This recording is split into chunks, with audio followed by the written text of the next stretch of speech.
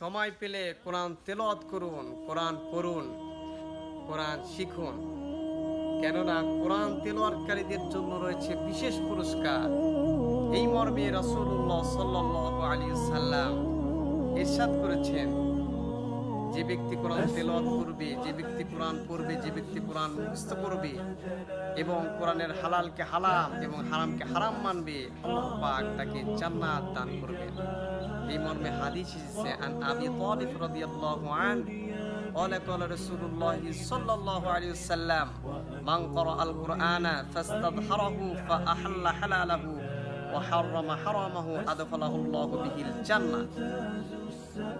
যে ব্যক্তি কোরআনের হারামকে হারাম মানবে, হালালকে হালাম মানবে, আল্লাহ পাক তাকে জান্নাত দান করবেন। শুধু তাই নয়, ওয়াশাফাআহু ফি আশরাতি মিন আহলি বাইতিহি কুল্লিহিম কদ ওয়াজাবাত লাহুন নার।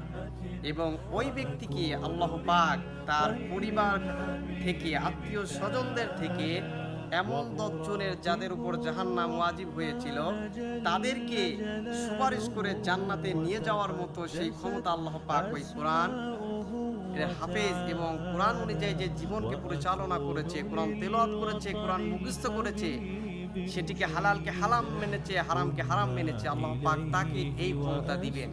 এজন্য সময় পেলে কোরআন পড়ুন, কোরআন তেলাওয়াত করুন, কোরআন বুঝুন।